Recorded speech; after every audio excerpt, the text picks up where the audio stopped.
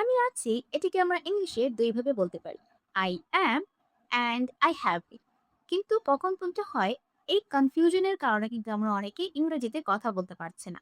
আজকে আমরা এই দুটার ডিফারেন্সেস নিয়ে আলোচনা করব এবং এই দুটো কনসেপ্ট যদি আমরা ভালো মতো বুঝতে পারি তাহলে কিন্তু আমাদের সমস্ত প্রেজেন্ট টেন্স শেখা হয়ে যাচ্ছে একই সাথে। চলুন তাহলে আজকের ভিডিওটি স্টার্ট করি। প্রথমে আই অ্যাম বলতে কি বুঝাচ্ছি? আই অ্যাম বলতে বুঝাচ্ছি আমাদের এখনকার অবস্থা। এখনকার অবস্থায় আমি কি করছি, কেমন আছি সেটা বোঝাতে সাধারণত আমরা আই অ্যাম ব্যবহার করি। এবং আই হ্যাভ বিন তাহলে কখন হয়? আই হ্যাভ বিন আমরা ব্যবহার করি আগে থেকে এখন পর্যন্ত। মানে আমি যদি আপনাদের একদম সহজ করে বুঝাই, বিফোর আগে থেকে কোনো একটা কাজ হয়ে আসছে এবং বর্তমানেও সেই কাজটা চলমান আছে বা সেই কাজের কানেকশন আছে, তখন সাধারণত আমরা আই হ্যাভ বিন ব্যবহার করি। চলুন কনসেপ্টটা আরেকটু ক্লিয়ার করি। আই অ্যাম এটার পরে আমরা কোন কোন পার্টস অফ স্পিচ ব্যবহার করলে সেন্টেন্সটা কিরকম হয় সেটা দেখি। আই অ্যাম এটার পর সাধারণত আমরা যে কোনো একটা নাউন ব্যবহার করতে পারি। নাউন ব্যবহার করলে এটার অর্থ দাঁড়াচ্ছে যে বর্তমানে আমি কি আছি। আই অ্যাম মানে হচ্ছে আমি হুই। আর আই অ্যাম এর পর যদি আমরা একটা নাউন ব্যবহার করি তার অর্থ দাঁড়াচ্ছে যে আমি বর্তমানে কি। যদি বলি আই অ্যাম আ টিচার, এটার অর্থ হচ্ছে আমি একজন শিক্ষক। এবং আই অ্যাম এর পর সাধারণত আমরা একটা ভার্ব ব্যবহার করতে পারি। যদি ভার্ব ব্যবহার করি সেটা সবসময় ভার্বের আইএনজি ফর্মে থাকতে হবে। যেমন আই অ্যাম ওয়ার্কিং, আমি কাজ করছি। আমি এখন কি করছি? কাজ করছি। তাহলে আমরা বলতে পারি আই এম ওয়ার্কিং। এবং আই অ্যাম এর পর সাধারণত আমরা একটা অ্যাডজেক্টিভ ব্যবহার করতে পারি আমাদের অবস্থা বোঝানোর জন্য যে বর্তমানে আমি কি অবস্থায় আছি। যদি বলি আই এম হ্যাপি, অর্থাৎ আমি খুশি।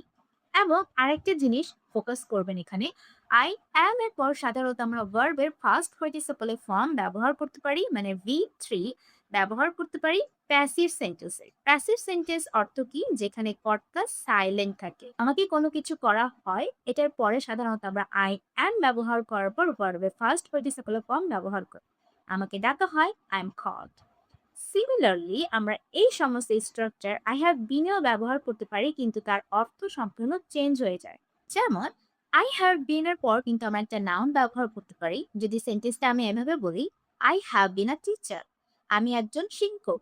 কিন্তু এখানে যেটা ইম্পর্টেন্ট ফোকাস করতে হবে সেটা হচ্ছে টাইম, যে আমি কত সময় ধরে শিক্ষকতা করছি।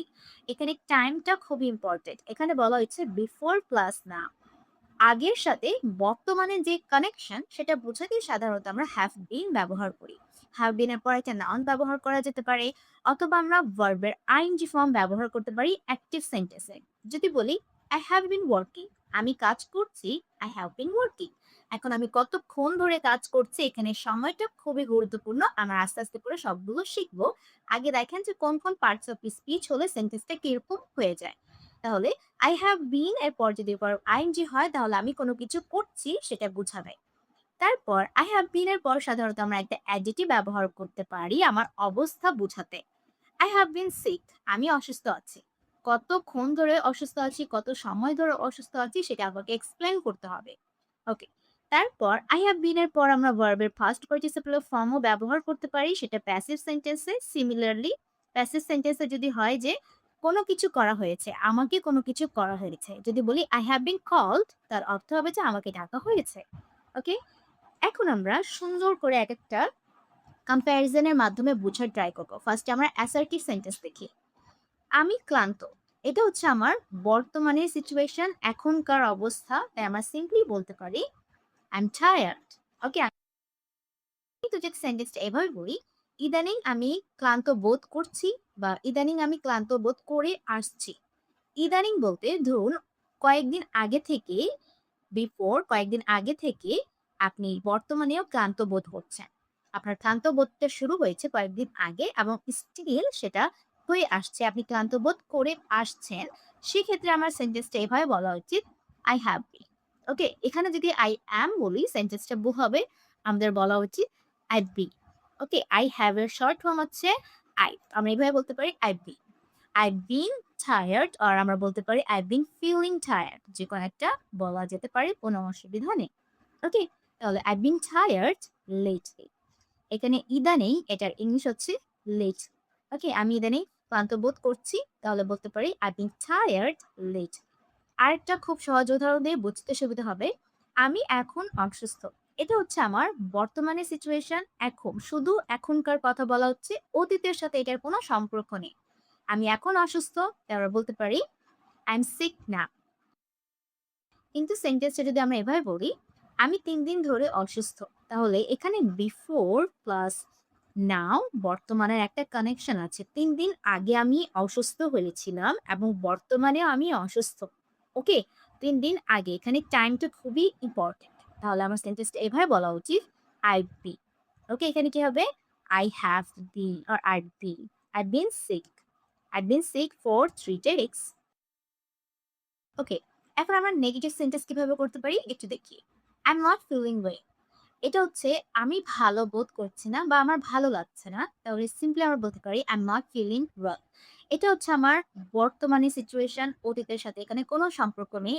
এবং এটা কোন টেন্স? এটা হচ্ছে প্রেজেন্ট কন্টিনিউয়াস। আমরা জানি আই অ্যাম অথবা অ্যাম ইজ আর এর পর ভার্বের আইএনজি ফর্ম থাকলে সেটা প্রেজেন্ট কন্টিনিউয়াস হয়ে যায়।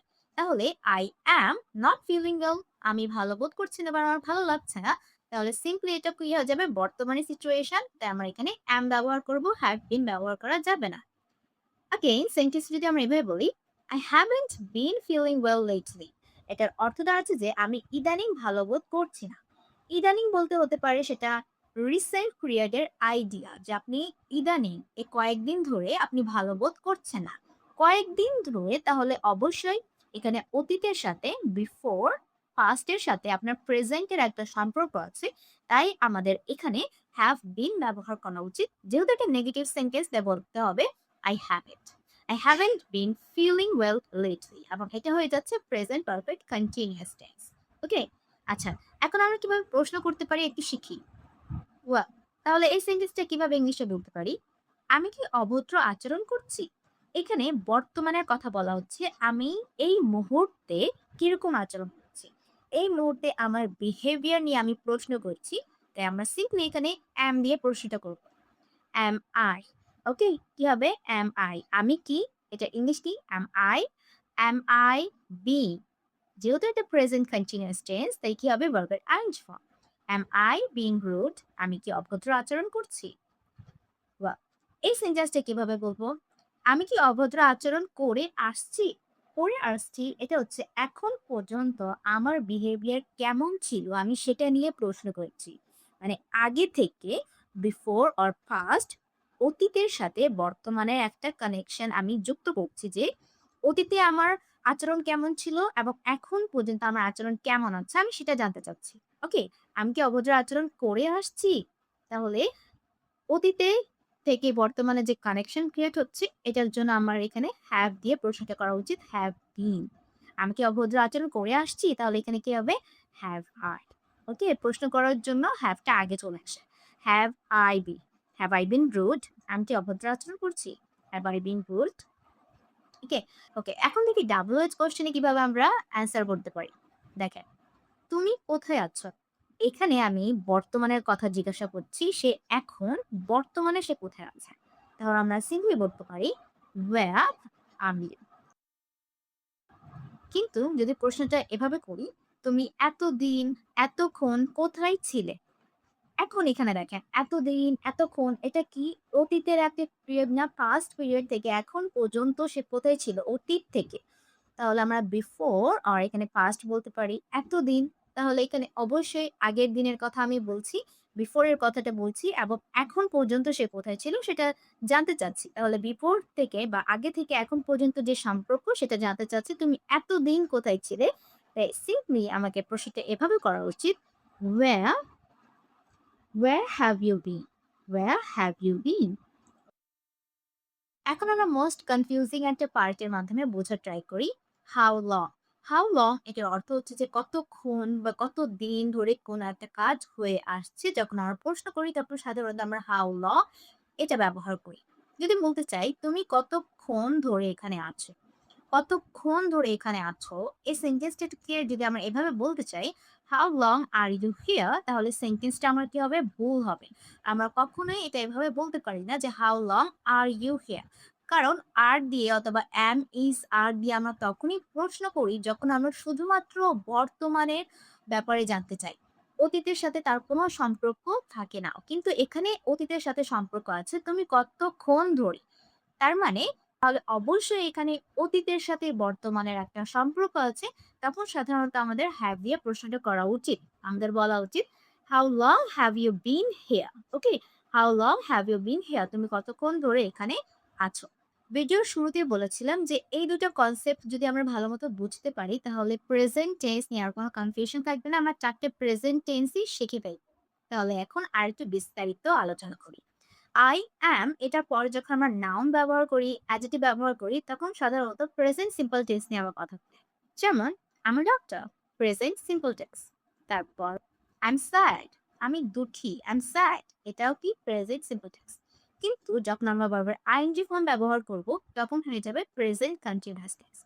I'm working, আমি কাজ করছি, I'm working। আমি পড়াশোনা করছি, I'm studying। Okay? And passive সেন্টেন্সটাও শিখে ফেলি। আমরা যখন I am এর পর ভার্ব পাস্ট পার্টিসিপল ফর্ম ব্যবহার করি তখন তার অর্থ হয়ে যায় যে আমাকে কোনো কিছু করা হয়। আমাকে জানানো হয় I'm informed। এখন আসি I have been কিভাবে ইউজ করি। I've been a teacher for 5 years। আমি ৫ বছর ধরে শিক্ষকতা করছি। দেন আমরা যদি I've been এর পর ভার্বের আইএনজি ফর্ম ব্যবহার করি তখন সেটা হয়ে যায় প্রেজেন্ট পারফেক্ট কন্টিনিউয়াস টেন্স। যেমন I've been working for 5 hours। আমি ৫ ঘন্টা ধরে কাজ করছি। ওকে? ৫ ঘন্টা আগে শুরু করেছিলাম এবং বর্তমানে আমার কাছে চলমান আছে। তখন এটা কোন টেন্স হয়ে যাবে? Present perfect continuous tense. Okay? তাহলে আমরা একটা কনসেপ্ট মাথায় রাখবো যে কোনো কিছু শুধুমাত্র যদি আমরা বর্তমানে নিয়ে কথা বলি তাহলে I am ব্যবহার করব। এবং অতীতের সাথে বর্তমানের সম্পর্ক রেখে যদি কোনো সেন্টেন্স বলতে চাই, তখন সাধারণত আমরা I have been ব্যবহার করব। আশা করছি আজকের এই ভিডিওর মাধ্যমে আমরা প্রেজেন্ট টেন্স এর সমস্ত ডাউট বুঝতে পেরেছি। I am and I have been এর ডিফারেন্সেস টাও বুঝতে পেরেছি। নেক্সট এ আমরা ফ্লুয়েন্টলি ব্যবহার করতে পারব।